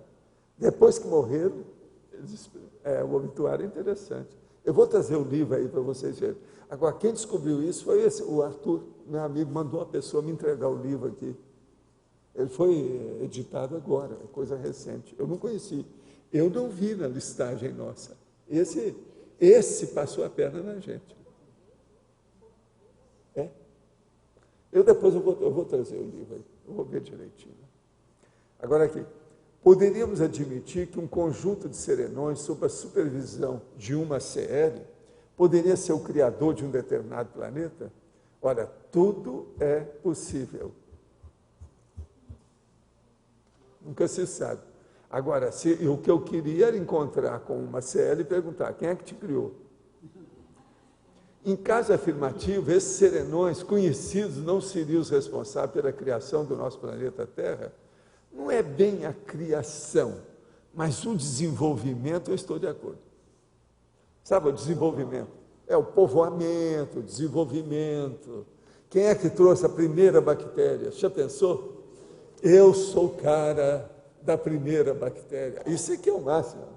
Então eu vou pedir para ela, tem algum planeta que ainda não tem? Eu posso levar a primeira bactéria? Que eu posso doar, eu tenho um monte comigo e tal. Vamos ver como é que fica. O problema é esse, o desenvolvimento. Gostaria de saber a sua opinião sobre a apometria, uma técnica recém-praticada pelo Espiritismo. Veja, essa é a 5ª vez que nos perguntam isso aqui. Olha, primeiro, não é recém-praticada, não. O nosso amigo Lacerda já mexia com isso há anos. Ele frequentou meus trabalhos, meus cursos. E eu falei com ele que se ele colocasse aquilo do ponto de vista de ciência, que ia ser melhor. Mas ele não teve tempo, ele já estava de idade, e a pouco ele dessomou. O problema todo é o seguinte, é interessante os processos da apometria, mas dentro do Espiritismo, você sabe, já ficou dentro de um acanhado, o negócio não vai funcionar muito. Agora, não é recém não, já tem muitos anos isso aí. O senhor poderia aprofundar a relação da alta abrangência e a mediação da geopolíticologia? Eu já falei aqui, né, até agora. Veja, é a Cristina que está perguntando, quer dizer que ela acabou de acessar o online agora. Ô, retardatária. Ô, retardatária. O caso todo é o seguinte, a mediação da geopolítica, eu estava explicando, foi o Loche, né, que perguntou, não foi isso? Você quer falar alguma coisa? Explica aí. Não, mas foi você junto com ele aí, por causa dos negócios, nós estávamos falando negócio de juiz, foi baseado nisso. Mas explica aí. Não, o que o senhor falou foi a questão dos jurisconsultos, né? Que na prática eles poderiam estar atuando dessa maneira. Aí o senhor leu um trecho do livro do Vasconcelos, que ele está colocando a problemática da profissão, de que algumas profissões exigem que você sacrifique outras pessoas em prol enfim, do estrelato, enfim. Então, vê, se a pessoa entrou lá, porque ela tem culpa no cartório. E outra coisa, vai ficar presa.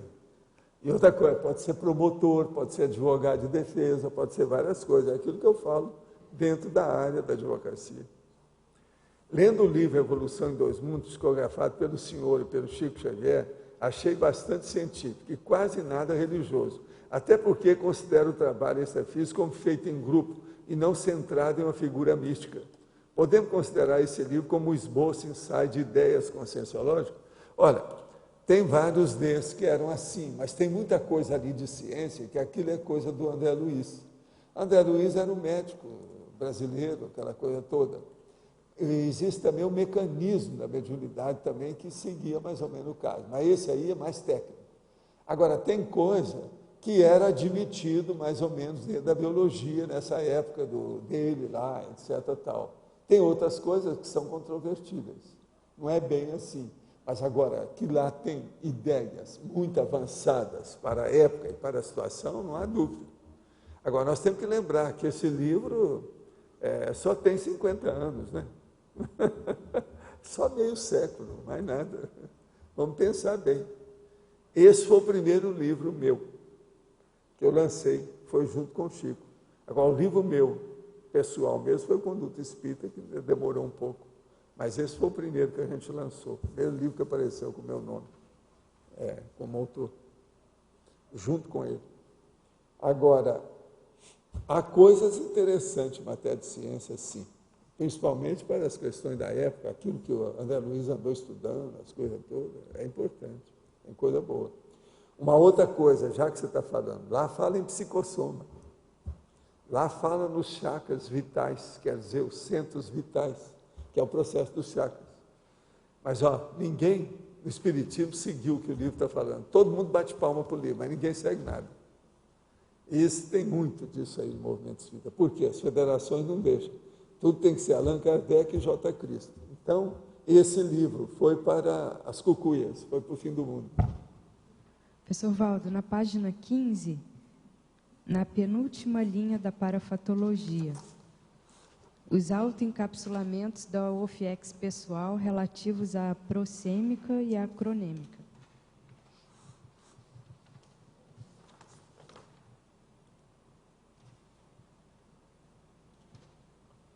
Os autoencapsulamentos da OFIEX pessoal relativos à prosêmica e à cronêmica.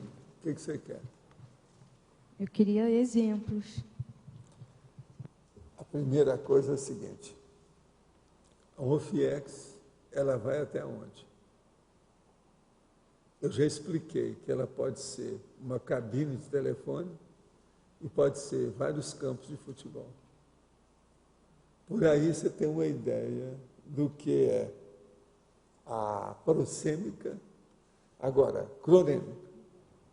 Uma consciência pode ser colocada lá dentro, fica um mês, mas a maioria fica 2, 3, 4, 5 dias, porque isso depende da eficácia do trabalho que nós fazemos. Então, depende de mim e depende do amparador de lá. Então, isso seria cronêmico, o tempo, entendeu? O outro é espaço. Agora, o que se passa? Uma coisa muito séria aí, se você já está estudando, é a terceira vertente, a qualificação. A qualificação do holopensene dela.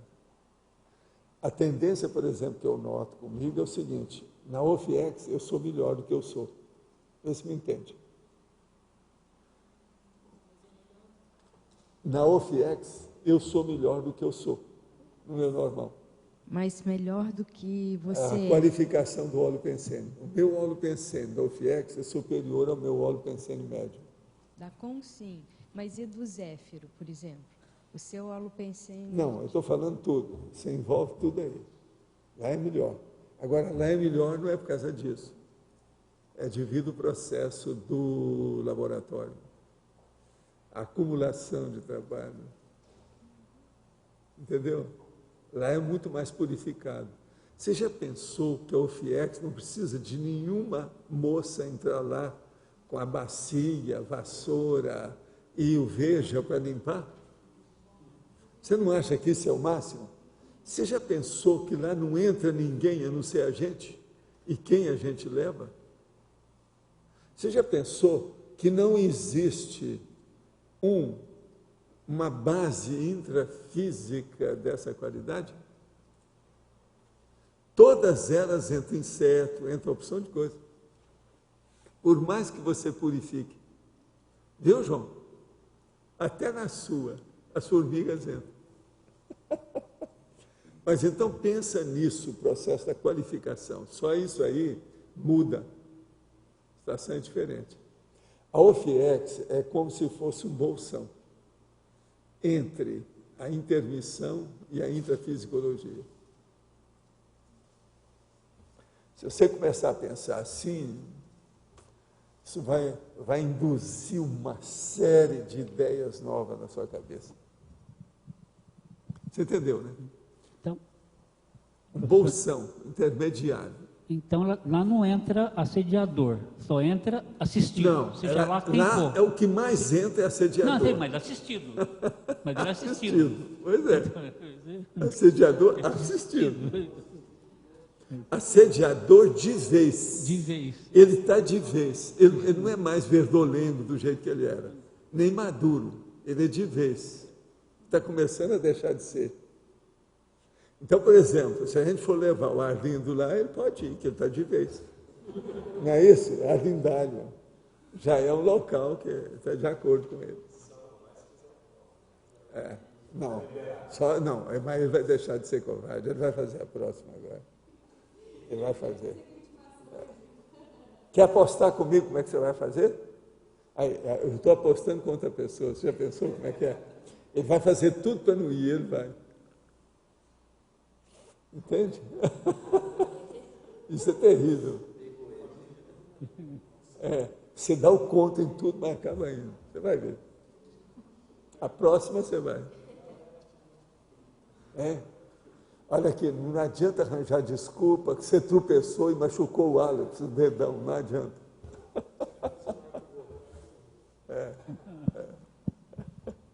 Professor Valdo, Sim. aqui no ar. Aqui na caracterologia, na página 16, você fala 12 autoabrangências. Aí eu fui tentando fazer a associação de ideias assim, de cada uma. Eu queria ver se está mais ou menos correto. Então, autoabrangência cosmoética seria essencialmente da intenção da pessoa, ampliação da intencionalidade dela. Seria esse raciocínio? Só para... ampliação da intencionalidade, mas uma manifestação teática moral, né, da história. Massa. Então, é uma abrangência do equilíbrio evolutivo, cosmoético da pessoa. Então, como é que fica isso? Agora, isso Tem que lembrar o full time e a onipresença. Quer dizer, o tempo integral em qualquer lugar. Todo o tempo, todo lugar. Então, essa que é a alta abrangência mais séria, cosmoética. Para tudo que está aqui, é o tempo todo. Então, por exemplo, você tem que ser a mesma pessoa com o mesmo CPC, Código Pessoal de Cosmoética, seja nessa dimensão ou projetada. Seja hoje ou amanhã. Seja aqui no tertuliário ou lá na escola. Esse aqui é o X. Agora, pensa nisso aqui tudo. Cada coisa dessa você coloca dentro desses tipos de holotensenes. Aí você vai ter uma ideia da abrangência. Por isso que eu fiz questão aqui, de repetir a palavra alta abrangência. Se deixar por conta, viu, Adriana? Se deixar por conta do Antônio, ele não gosta que eu repita essas palavras. E tem muitas delas, tem uma meia dúzia que eu repito a palavra. A repetição é didática.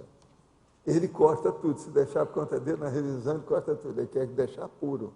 Ele quer explicar o que é início ou depois. Eu faço isso quando preciso. Mas certas coisas igual isso aqui, não. O ideal é chamar a atenção, para fixar. Entendeu? Que é o processo didático. Isso é o meu estilo. Agora, eu aprendi isso na minha época lá, com o Jorge Chiré Jardim, etc. Tal, agora na época do ginásio. 14 anos, 15. Mas você pode explicar mais aqui para o item 11, alta abrangência psicossomática. O que você pois é, pensou o psicossomático, né? Você quer saber, o 11? A alta abrangência psicossomática, vamos supor, é aquela que você entrou na dupla evolutiva, não pelo seu processo de afeto em primeiro lugar, mas pelo processo de assistência evolutiva em segundo, cosmoética. O que você acha? Essa é terrível. Eu estou dando já um máximo de abrangência que a pessoa pode ter. Agora, existe outras dentro da psicossomática. Não piso na grama, não ando de rickshaw, não ando a cavalo. O que você acha? Só a favor das gatinhas, da Cristo, tá certo? Agora, professor, o senhor colocou no 9 a policármica. E aí no 3 o senhor coloca grupo kármica. Sim. Eu não entendi por que o senhor colocou grupo kármica, o que o senhor quis chamar a atenção, sendo que o polikarma já maior. Vou te contar para você. Escuta, quando eu trabalho com você e com o Loche, o que é que eu estou fazendo? Antes de mais nada, é grupo kármico. Quando eu estou trabalhando no FIEX, o que eu estou fazendo? Policármico. Tá certo? Não, mas tem lógica para você. O que eu quero é o seguinte: você entendeu, viu a diferença? Tá. Não quis chamar a atenção. Eu quis fazer análises de áreas diversificadas. De diversificadas, eu tá entendi. Certo? Mas que no caso elas são diversificadas. São diversas. Pois é. Tem muito disso. E não chegou na policarnalidade. Agora, não, mas Magali, foi por isso Magali, que eu pensei, vamos porque clarear uma coisa para você pior. Autoabrangência, então você vou te dar uma pior agora. Já todo o grupo karma... Escuta, deixa eu mandar a Magali para o escambau. Já que a gente começou, né, hoje a gente está esmiuçando a situação. O caso todo é o seguinte: você, por mais que você deseja, você não vai ter essa vida nesse corpo que está aí, você está entendendo? Só policármico. A grupo karmalidade vai ser inevitável na vivência dessa sua vida. Por mais que você tire. É isso que ela não entendeu. Eu estou dando agora o que eu máximo. Entendeu? Você entendeu agora, né? Não tem jeito de você fugir da grupo karmalidade. Entendeu? O senhor poderia ampliar a diferenciação desses 3 conceitos? Diplomata, atuação mais no intrafísico. Conscienciólogo, diplomata, atuação no intrafísico e projetado. Para diplomata, atuação mais no extrafísico. Sim, o que é que você quer? A diferenciação desses 3 conceitos. Ele já deu aqui, né? Agora, o que a gente pode falar mais aqui? O paradiplomata, ele pode ser mais, isso que nós estamos falando, policármico. Tá certo? O consciencioso diplomata, ele pode ser mais grupo kármico. Grupo kármico nacionalista, por exemplo, do país dele, da turma, os conterrâneos, contemporâneos, etc. Entendeu? Bem grupão, bem grupúsculo, não é isso?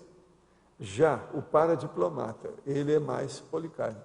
É assim que a gente tem que ver. Agora, o diplomata, que é a atuação mais no intrafísico, isso aí, ele já é assim. Ele já é o nacionalista. Walter, só voltando aqui a essa questão da Magali, na grupocármica, o próprio serenão ainda tem um resquício, né? É lógico. Quando ele está atuando, ele está, por exemplo, na questão da Terra, ele poderia estar em outro planeta. A Terra é um grupo kármico. Não, mas é isso que eu estou falando. Agora, serenão é assim, veja, a Magali, você não acha que ela vai ser nessa vida? Você vê alguma saída para ela? Eu acho difícil. Ela estava querendo sair. Ela estava querendo cair fora disso. Não adianta. Enfim, nenhum aqui vai conseguir ser só policármico. Em parafatologia, estou falando dessa vida. Nas outras eu não ponho a mão na cumbuca. Meu negócio é aqui, enquanto eu estou aqui. Até o anterior. Em parafatologia, penúltima linha, explique, por favor, os autopotenciais do paradireito aplicado. Que é as coisas todas do paradireito aí. Quem é que quer falar sobre isso? Você não quer falar hoje, ou você é representante da CIAJUC? Você. Fala sobre os autopotenciais do paradireito aplicado. Entende? Que é ela que vive brigando com a turma sobre os assuntos. Mas olha, para direito aplicado, quais são os autopotenciais da pessoa? O que ela tem? Quais os predicados, trafores, experiências, vivências, potenciais, talentos, dons? Valdo, eu acho que a questão do paradireito começa com aquela coisa básica que o senhor fala demais do Código Pessoal de Cosmoética. Isso. Se a pessoa não começa a pensar nisso, a colocar em prática, em pequenos detalhes. Que a coisa mais difícil que tem na cosmoética de cara é entender o que a gente quer falando em cosmoética, a maioria nem entende. Não é isso? Uma coisa que eu penso também, Valdo, por exemplo, hoje a pessoa ela pode ter uma visão do direito só dentro do grupinho dela. Ela vai expandindo aquilo, então já pensa em direito internacional. O outro já coloca a questão dos animais. Hoje tem toda a discussão do direito dos animais. Hoje já tem direito extraterrestre. Então, com o paradireito, a amplitude, a abrangência é muito o maior. máximo. Não tem mais então, nada eu acho depois. Que eu vejo por aí. Quer dizer, a noção, a base do direito, né, vai ampliando. O paradireito, então, extrapolou tudo que a pessoa tem como referencial hoje. É por aí. Eu acho que uma outra coisa importante aí também, assim, que uma coisa é o paradireito, outra coisa é o paradireito aplicado. Duas coisas completamente distintas, né? Eu acho que aí isso faz toda a diferença, né? Mas essa noção de abrangência com a ideia, comparando direito com paradireito, já fica bem evidente, né? Bem interessante para ver essa diferença. Você inseriu as consciex. A turma começou a dar curso sobre isso, né? Essas coisas estão ficando mais explícitas. Por exemplo, foram inseridos o direito das consciex. Agora, a gente vê que a turma também da IAC estão interessados em paradireito. Já tem gente escrevendo sobre isso. À tarde, eu até fui como convidada na última semana, que é dedicada ao paradireito. Está vendo? Ela quer falar que não é da área. Ela estuda diplomacia, paradiplomacia, paradiplomacia e paradireito, né? Quem é que é a mais implicosa que tem aqui em matéria de direito? Não é ela? Valdo, agora a abrangência, vamos dizer assim, de qualquer dimensão do conhecimento está...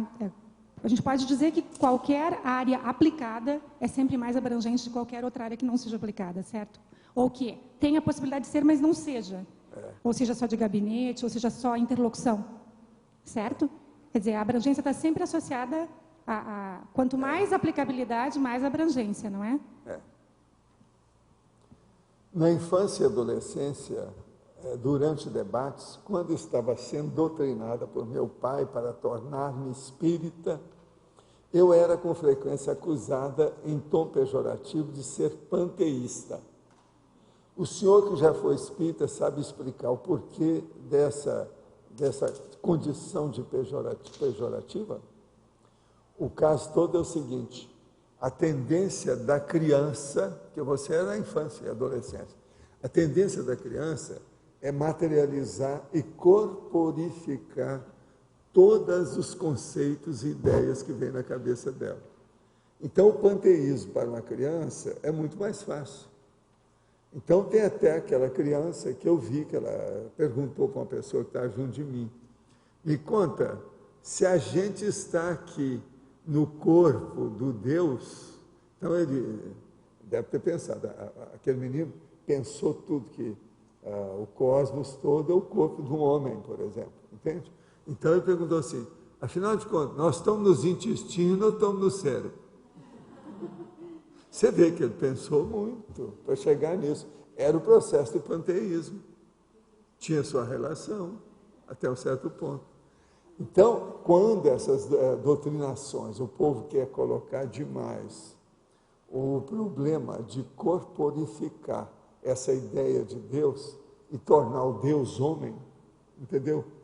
O Deus como forma de homem e o homem como forma de Deus, dá nessas coisas. A criança, é o tal negócio ensinar para a criança que existe Papai Noel, é a mesma coisa. Isso aí cria um problema na cabeça dela. É um senhor problema. Paulo, aqui na página 15, na parafatologia, na segunda linha, desculpe. O patamar das retransmissões energéticas dos amparadores extrafísicos e das centrais extrafísicas por parte da Consim. Era aquilo que você estava comentando do arco voltaico, não é? É justamente isso. Vai depender de mim para saber. Agora, eu nunca posso sair de qualquer trabalho desse com ressaca energética. Eu nunca saio. Agora, veja, eu não sei. O ideal é sair bem equilibrado, mas às vezes não, você sai com um processo de euforia, e isso é bom também. Entre o problema da ressaca energética e o processo da euforia pós-trabalho, eu não sei qual que é o pior. Para mim, eu não sei. Para mim, eu só tenho esse segundo. Mas veja, o primeiro é uma coisa desmoralizante, né? Já o segundo já não é tanto, já é passável, mas mesmo assim, ou passível de atenuantes. Mas mesmo assim, não está ainda também muito certo, não. Por exemplo, segunda-feira passada mesmo, eu estava eufórico dentro de mim. Agora, eu quando fico assim, eu fico mais quieto. Eu me restringo. Está entendendo? Agora, outra coisa. Tem pessoa que às vezes vê que eu estou assim, devido ao processo da abrangência. A pessoa nota que tem alguma coisa comigo, ela não sabe bem o quê. Entendeu? Às vezes é por causa da energia que ficou, sobrou. Então, é o problema do Cipriene, da Primener, a euforia, entendeu? Isso existe. A euforia não é uma espécie de uma consequência natural? Ou seja, você vai sentir... Não é correto, não é correto. Eu devia de fazer isso sem entrar nessa. Se eu entro, é porque eu ainda não sou ainda profissional do negócio, ainda estou muito amador. Nada, não tem lógica isso? Tem lógica. Raciocina. Tem lógica. Que teria essa expansão, essa consequência toda no seu holossoma, e você teria que por exemplo, tomar isso como algo tranquilo. Uma das coisas que eu noto na minha euforia, que ainda não é boa, que é muito primária, às vezes dá vontade de falar. E eu seguro. Eu não deixo. Tem que ser nessa dá vontade de falar. Tem que ser nessa técnica. Passar para vocês a minha satisfação. Mas eu não posso. Isso está errado. Tem que ir com calma. Você sabe, uma satisfação demais, uma euforia, pode matar os outros, né? Essas coisas todas, isso aí é devagar. Então, o problema o caso do estupro evolutivo está nisso. Isso aí está dentro desse contexto.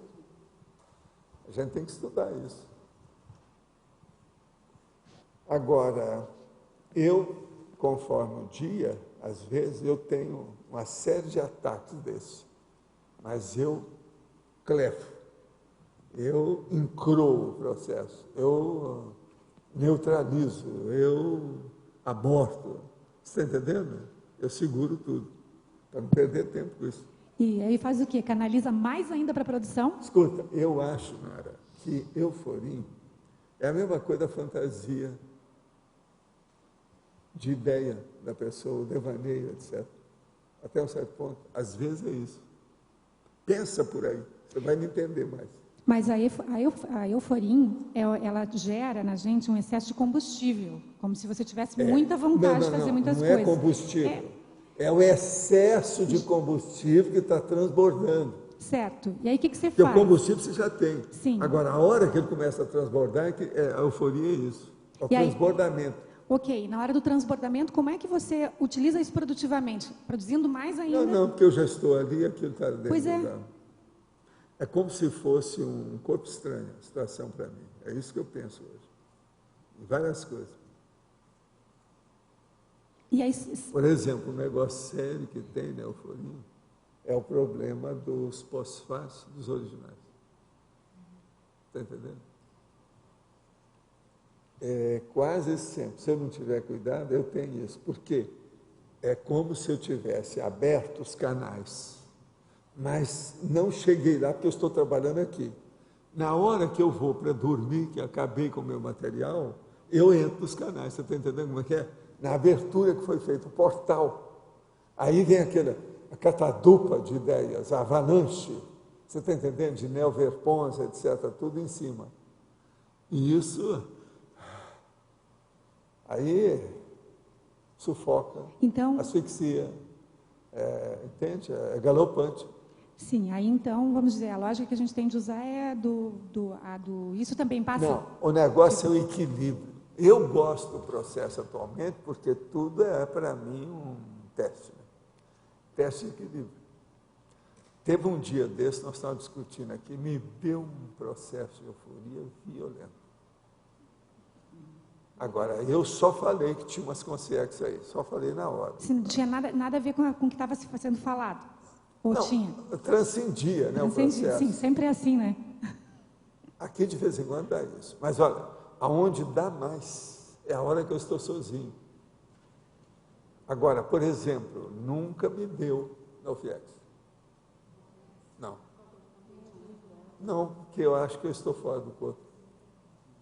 Então, a conclusão que eu já cheguei, tudo isso existe devido dos processos orgânicos que ainda influem na minha consciência.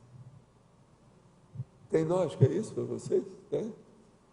Então, Valdo, para os novatos, assim, quando a gente vai lidar com a euforia, o que é melhor? Eu quero ser eufiexista o tempo todo, 24 horas por dia, se eu pudesse. Então, por exemplo, eu queria vir discutir com vocês aqui, ó, do jeito que eu estou, como eufiexista, nada de Valdo. Está entendendo? Isso seria ideal para mim. Agora, Valdo, quando a gente entra em euforia por alguma situação, então qual é a sua prescrição para a gente baixar o facho, os novatos? Eu acho que a primeira coisa é você anotar as ideias novas que possam aparecer. Esqueça a emoção, o sentimento, mesmo que seja elevado, tudo isso, e pense na neo-ideia, o neo-constructo. Isso é que às vezes pode ajudar. Porque, geralmente, como é que chama aquele que vocês usam no seu empreendedorismo? Aquilo que é algo valor mais... agregado.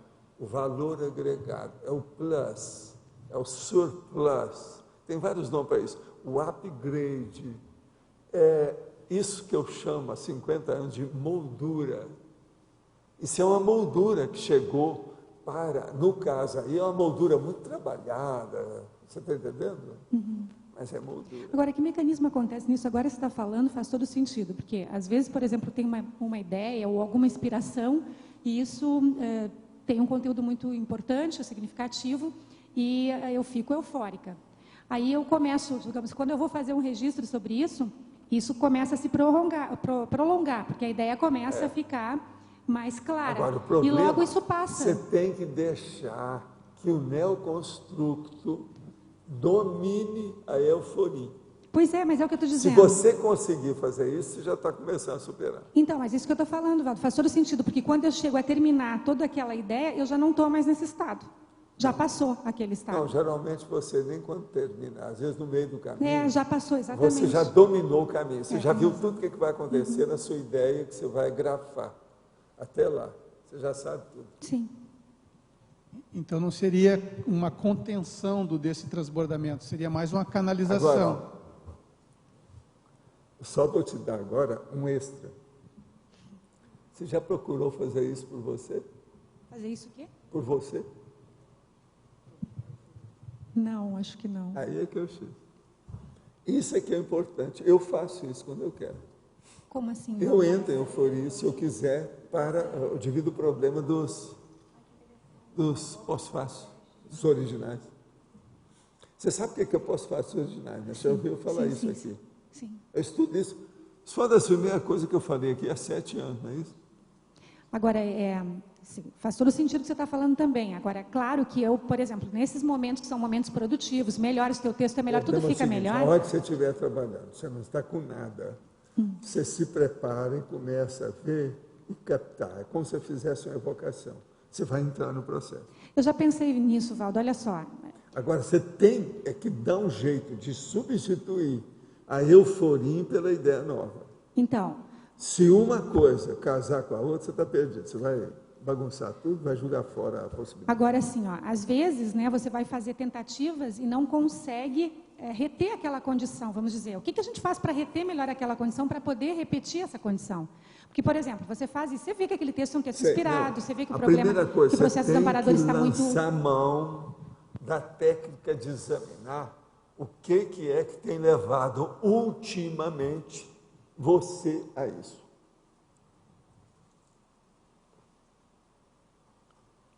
As experiências recentes.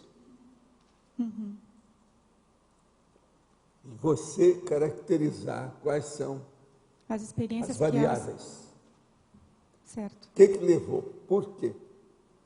Agora, caracteriza isso. Uhum. Se você chegar nisso, até o fim do ano você vai conseguir fazer isso. Agora, outra coisa. Não pode fazer isso com muita assiduidade, não. Estabeleça eu já me dei conta disso. Até porque eu não consigo. Digamos, eu já tentei, mas não funciona. Não tem o mesmo resultado, não chega nem perto. Eu já falei isso para a gente, a pessoa ficou dia e noite só mexendo com isso. Não pode. Quer dizer, então, que aí cria problema. Porque não pode... Ela vai ficar defasada com o resto dos trabalhos que ela faz. E também porque aquelas variáveis não estão presentes, vamos dizer. Mas não é só isso. O problema é o desvio para uma coisa só. Entendi. Uhum. É a nota de uma corda só. Entende? Não pode, tem que usar todas as notas da pauta musical. Não pode ser só uma. Agora, isso também é uma coisa interessante e paradoxal, né, Valdo? Porque às vezes a gente acha que quando a gente começa, a gente não deve perder o embalo e vai, sempre com aquilo. E nem sempre é assim, nem sempre isso dá um bom resultado. Agora, a coisa mais séria que tem é você ter o taquipsiquismo e trazer o seu taquipsiquismo na hora que você vai elaborar o processo para o normopsiquismo. Então, é trazer a excitação da euforia para a normalização do comedimento. Vê se me entende. Se a pessoa começar a entender isso, está tudo bem. E isso tem que ser assim. Entendeu? Uhum. Outra coisa agora, eu, por exemplo, se eu quisesse, eu faria isso toda noite, mas eu não faço, isso não é correto. Uhum. Eu vou fazer uma coisa caprichosa e vou interferir no meu modo de trabalhar. Isso aí não é correto. Eu vou julgar para o espaço os meus problemas, as minhas rotinas úteis, um monte de coisa. Uhum. Entende? Uma outra coisa que eu queria perguntar para você, Valdo, que é o seguinte: quando você vai, por exemplo, fazer um verbete, né? A gente tem aqui a configuração do verbete, que ela é sempre uma enumeração. É natural, é mais comum, é uma técnica específica dos amparadores, quando trabalham com a gente, passar as ideias desse jeito, mais em palavras, e você pega em bloco, mas se você registra a palavra, depois você recupera o bloco? Não, geralmente eu tenho um pensamento básico. Aquele pensamento básico é que é vamos dizer, o fio da meada. Por ali você puxa que vem o resto. Agora, a segunda coisa que aparece é a argumentação. É o quê? Argumentação.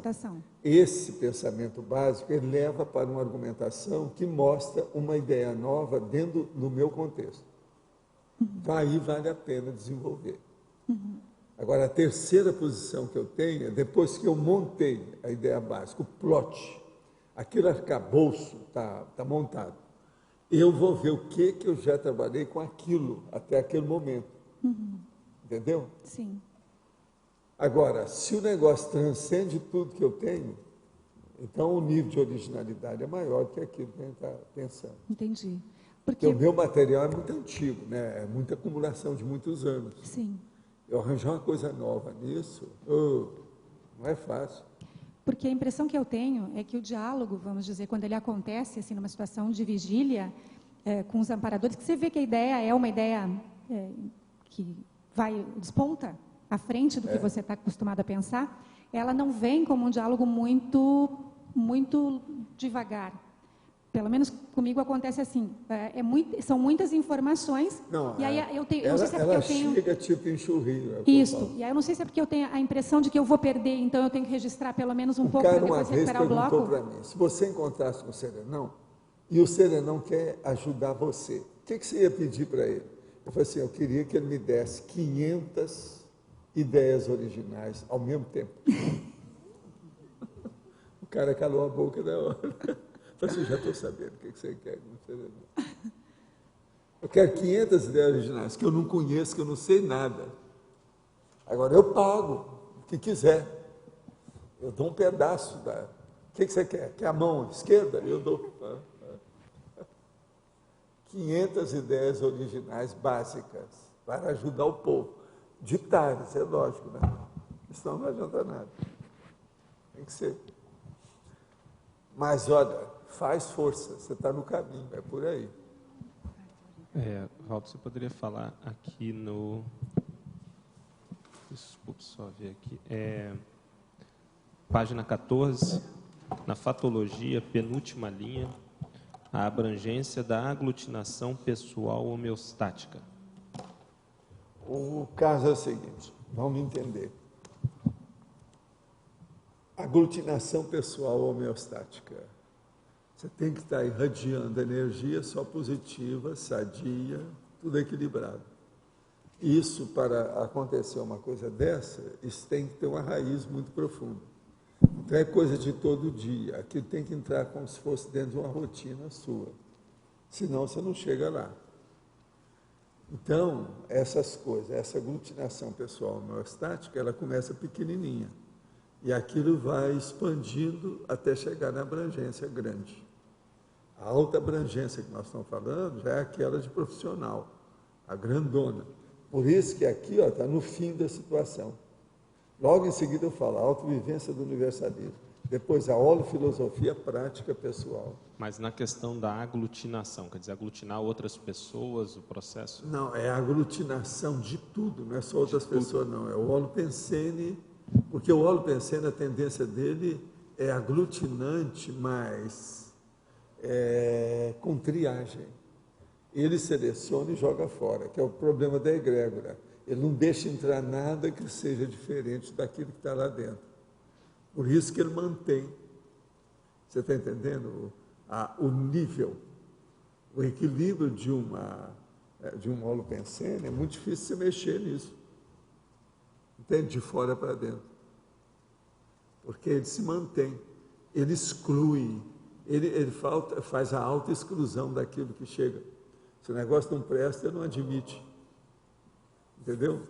Ele tem multimeios para fazer isso. Só aproveitando aqui, na página 16, para a gente não perder o costume, o item 10 da caracterologia, que você fala de proexológico, você pode expandir? A alta abrangência proexológica. A pessoa, por exemplo, o nível que ela já conhece sobre o assunto. não é só o problema da execução da PROEX, mas, por exemplo, a terminologia, o que ela já domina nisso aí, o proexograma, o que ela comanda dentro do problema, o problema, por exemplo, o caso todo o manual da PROEX, o que ela domina ali dentro daquela condição toda. Isso do ponto de vista teórico. Agora, do ponto de vista da abrangência dela, a programação existencial dela, houve expansão com o passar do tempo? A pessoa, por exemplo, da adolescência ou da fase que ela teve a maturidade biológica, até chegar na maturidade propriamente dita, consciencial, de acordo com a faixa etária, tudo isso, houve uma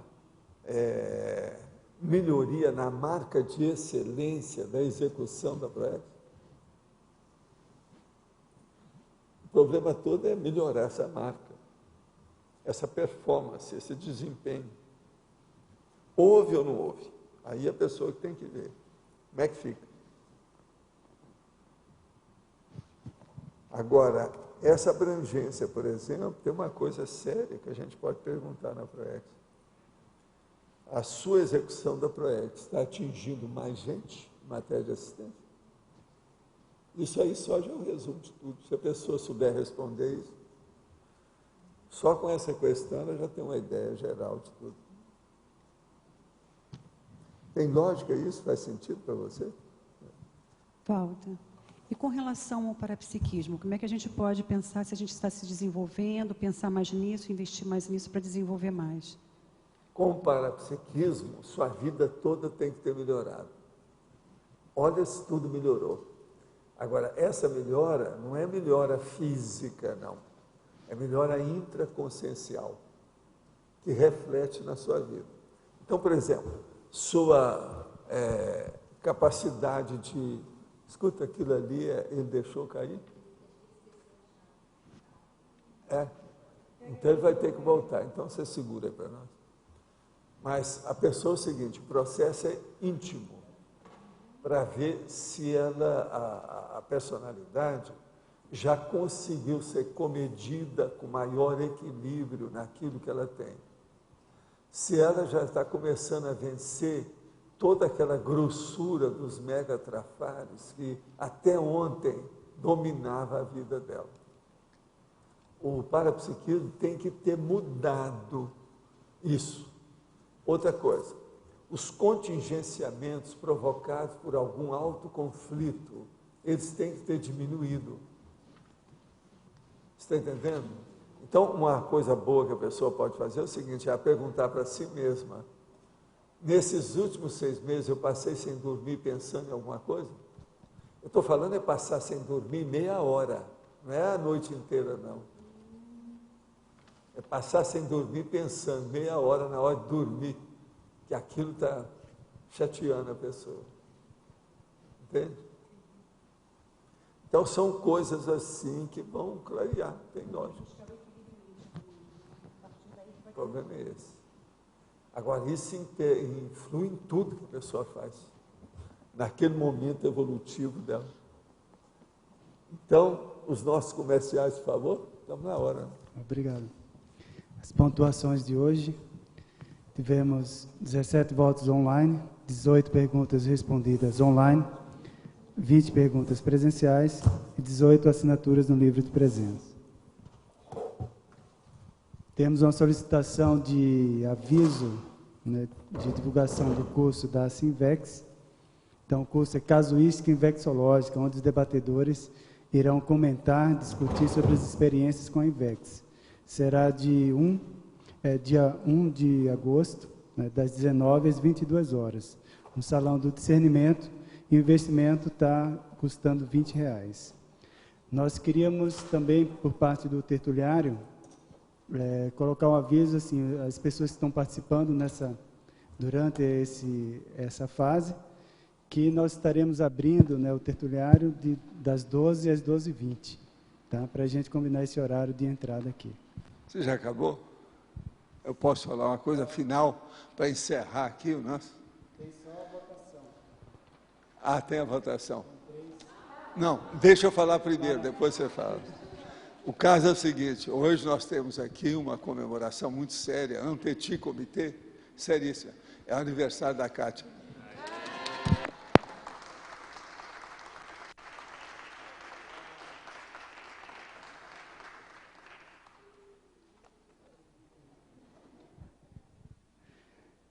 Então, nós temos 3 verbetes. Vou ler para vocês terem uma noção e aí a gente faz a votação em seguida. Fator ambíguo, mega retrocesso, previsão da autossobrevida. Fator ambíguo, alguma votação? Fator ambíguo.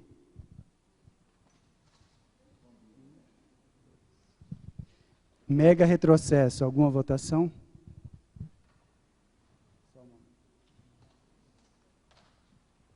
Pode manter, mega retrocesso.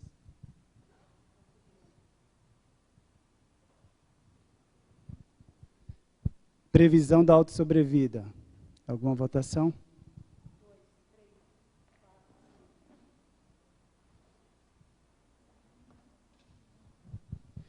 Ganhou, então, previsão da autossobrevida com 12 votos. Obrigado, uma boa tarde.